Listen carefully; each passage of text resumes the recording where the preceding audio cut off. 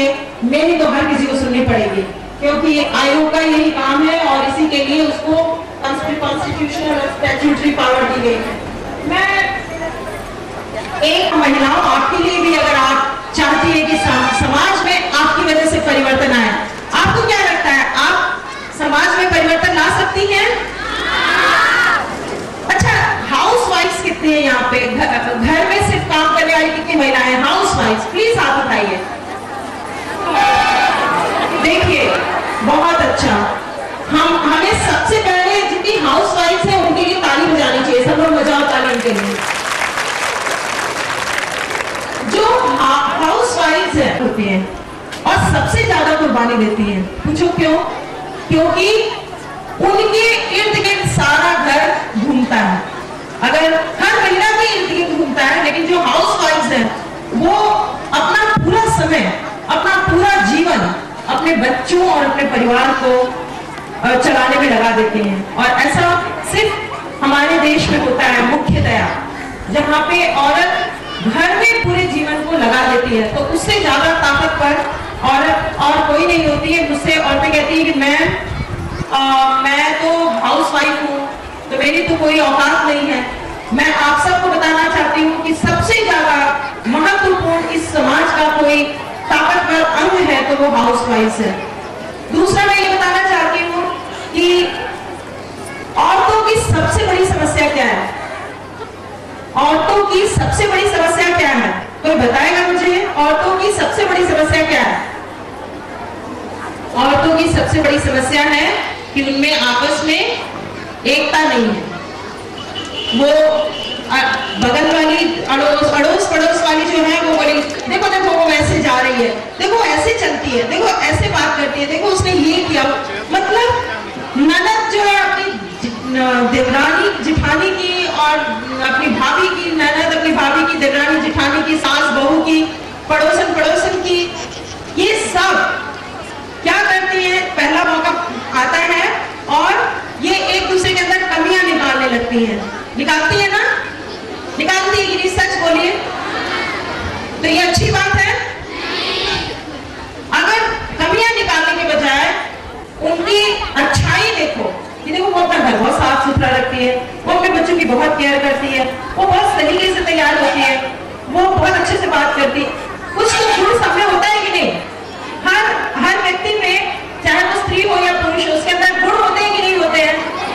होते हैं ना? तो एक दूसरे के गुण देखने के बजाय हम एक दूसरे के अवगुण क्यों देखते हैं?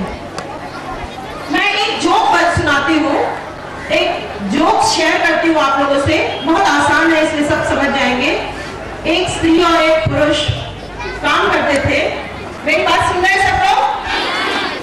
तो वो महिला जो है अपने ऑफिस में बहुत देर हो जाती है उसको काम करते करते, और वो रात में नहीं घर लौटती है। सुबह जब लौटती है तो उसका पति उससे पूछता है कि भाई तुम रात में कहाँ रुक गई थी? तो उसकी पत्नी बोलती कि मैं अपनी एक सहेली के घर रुक गई थी, क्योंकि बहुत रात हो गई थी, मुझे लगा कि सुरक्षित नहीं है इतनी रात को आना, तो मैं उसके घर रुक गई। पति ने ज्यादा कुछ बोला नहीं, अच्छी अंडरस्टैंडिंग थी। उसको जिस अंदाज से उसने उसकी एक सहेली, जिसको वो समझता था कि इसके घर रुकी होगी, उसको फोन किया कि क्या मेरी वाइफ तुम्हारे यहाँ रुकी थी? तो वो उसके घर नहीं रुकी थी। उसने कहा नहीं, मेरी वाइफ तुम्हारी वाइफ मेरे यहाँ नहीं रुकी थी। खैर ये बात निकल जाती है। कुछ दिनों के बाद पति भी देर हो जाती है, नहीं लौटता है। दूसरे दिन उसकी पत्नी उससे पूछती है तुम रात में कहाँ ठहरे थे? तो पति बोलता है मैं अपने एक दोस्त के यहाँ ठहर गया था, बहुत रात 12 बज गए थे तो मैं अपने दोस्त के यहाँ ठहर गया।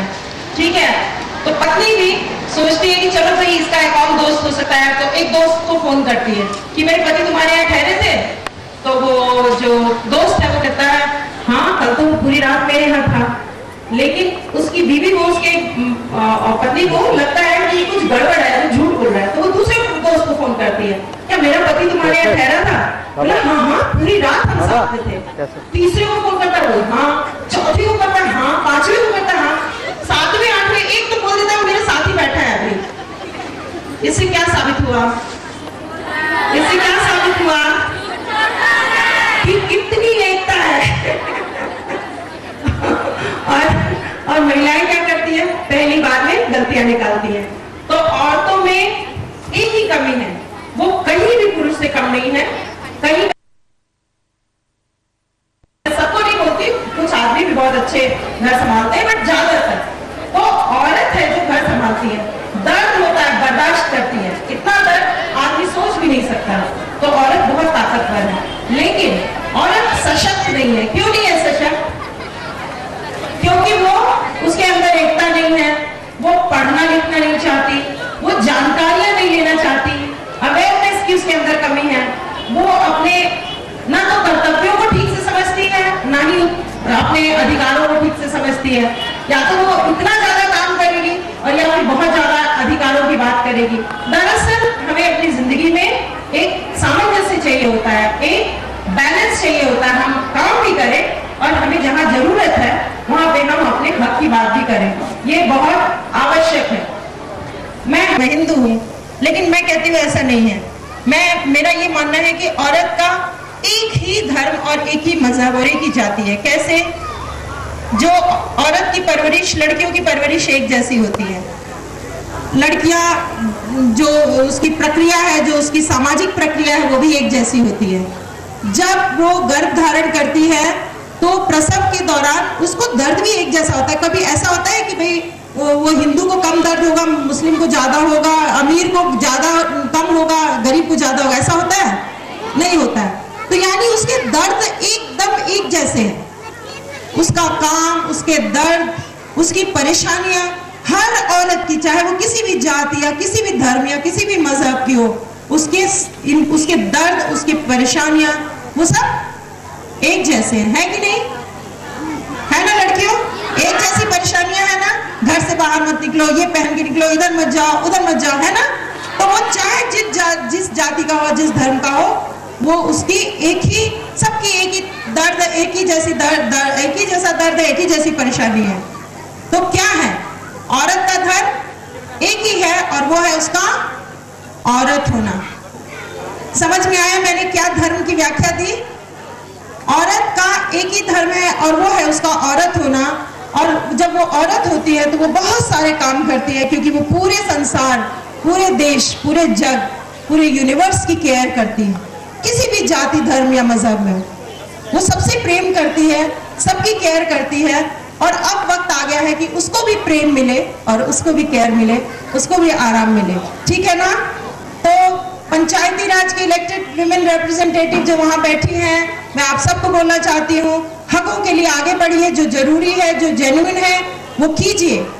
मैंने एक नेटवर्क चलाया है, उसको मैं कहती हूँ विमेन पावर नेटवर्क। आयोग ने हर पंचायती राज की इलेक्टेड मेंबर उसकी सदस्य बन सकती है, उसकी सदस्य बनिए। किसी को भी कोई समस्या है तो आयोग को बोलिए, आयोग बहुत तत्पर है, आपके पीछे खड़ा है। एक फोन कॉल पे सभी लोग उपलब्ध हैं। तो मैं ये भी बताना चाहती हूँ, मैं यहाँ पे जब आई, मैंने जो कंपेयर कर रही थी लड़की, जिन लड़कियों ने गाना गाया, जो महिलाएं यहाँ आई जिनको हमने पुरस्कृत किया, फेलिसिटेट किया, मैं उन सबको देख के, और ये इतनी सारी जो बच्चियां इधर बैठी हैं, आप सब महिलाएं, आप सबको देख के मैं बहुत ऊर्जा से भर जाती हूँ और मैं बहुत आशान्वित होती हूँ। मुझे बहुत ज्यादा टाइम कंस्ट्रेंट है, लेकिन जब मैं आपसे बात कर रही हूँ तो इस वक्त मैं सब भूल गई। मुझे मालूम बहुत आगे देर तक काम करना पड़ेगा, लेकिन कोई बात नहीं। अच्छी बात यह है कि हम सब इस बात के लिए तैयार हैं कि हमें कुछ नए दायित्व मिले और हम लड़कियों, तुम लोगों से, और हम सब उसको बहुत अच्छे से करें, उतने अच्छे से, उतनी मेहनत से, उतनी ईमानदारी से जितनी कि हमसे अपेक्षा की जाती है। और मैं इन सभी ऑर्गेनाइजर्स का, जो भी यहाँ पे महिला संगठन है, आज जो जागृति महिला मंच जिनके चुने गए प्रतिनिधि, मैं इन सबको बधाई देती हूँ, कांग्रेचुलेट करती हूँ। और एक जो बहुत ही इम्पोर्टेंट चीज है, मैं बताना चाहती हूँ कि पैरों पे औरत तब तक नहीं खड़ी हो पाएगी जब तक वो आर्थिक रूप से सशक्त नहीं होगी। तो जो यहाँ पे महिलाएं हैं, पीआरआई से, सीडीपीओ हैं, और भी जो सशक्त महिलाएं हैं, मैं इनसे आग्रह करूंगी कि गवर्नमेंट बहुत सारी स्कीम्स चलाती है फाइनेंशियल एम्पावरमेंट के लिए, यानी आर्थिक सुरक्षा की दिशा में बहुत सारी महिलाओं के लिए कार्यक्रम हो रहे हैं। थोड़ा सा आपको उसके बारे में जानकारी लेनी है और वो आप अपने घर बैठे बैठे कर सकती हैं, सीख सकती हैं और कुछ पैसे कमा सकती हैं। तो कृपया इसकी जानकारी लें, जागृति मंच को बोले, ये आपको बताएंगे, जो CDPOs हैं वो बताएंगे। गवर्नमेंट बहुत सारी महिलाओं के लिए स्कीम चला रही है, उनकी जानकारी लें। और कितनी महिलाओं को पता है कि गांव में जो प्रसव होते हैं गवर्नमेंट उनके अगेंस्ट महिला सुरक्षा, जननी सुरक्षा योजना के तहत पैसे देती है। बहुत सारी योजनाएं महिलाओं के लिए चल रही हैं, उनका फायदा उठाइए और अपने आसपास की महिलाओं को जिनके पास जानकारी नहीं है उनको दीजिए, ये आपका काम है। अगर नहीं है तो इंटरनेट पे सब उपलब्ध है, जो महिलाएं पढ़ी लिखी हैं वो आपकी मदद करेंगी। एक चीज और बताना चाहती हूँ, बाल कल्याण पदाधिकारी, तो आपको अगर कोई घरेलू हिंसा से समस्या है तो आप CDPO को कॉन्टैक्ट कर सकते हैं। थाने में जाके ये बोलिए कि 498A में नहीं हमको चाहिए लड़ाई झगड़े का, हमको घरेलू हिंसा में चाहिए, तो वो भी आपकी सूचना मजिस्ट्रेट तक पहुंचाएंगे और मजिस्ट्रेट आपकी मदद करेंगे। तो मेरे यहाँ आने का एक बहुत बड़ा मकसद था कि मैं आपको बताऊं कि आपके लिए बहुत सारी योजनाएं चल रही हैं, मैं आपको बताऊं कि आप लोग मिलजुल के रहें, मिलजुल के रहेंगी तो पूरे देश को बदल सकती है। झारखंड की तो बात ही क्या है, न अपने आप बदली है न अपने आप बदलेगी, न अपने आप बदली है न अपने आप बदलेगी, ये दुनिया है, इसे उठकर बदल दे, देखता क्या है। Thank you very much. ये चेक दिया गया और गौरीजवन ने इस चेक को श्वेता कुमारी जी को देने का फैसला किया है।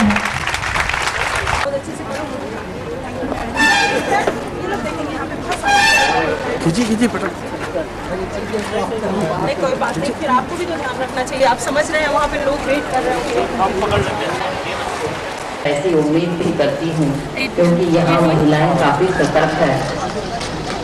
ये हम लोग यहाँ की रोजाना जिंदगी में देखते हैं, हमारे PO साहब, GM साहब हर एरिया में महिलाओं का सामना करना पड़ता है क्योंकि महिलाएं यहाँ काफी सतर्क है। ये बहुत खुशी की बात है। नहीं देखिए आप नारी सशक्तिकरण पे बहुत लंबे समय से चर्चा जारी है, लेकिन समय आ गया है अब जाग जाने का।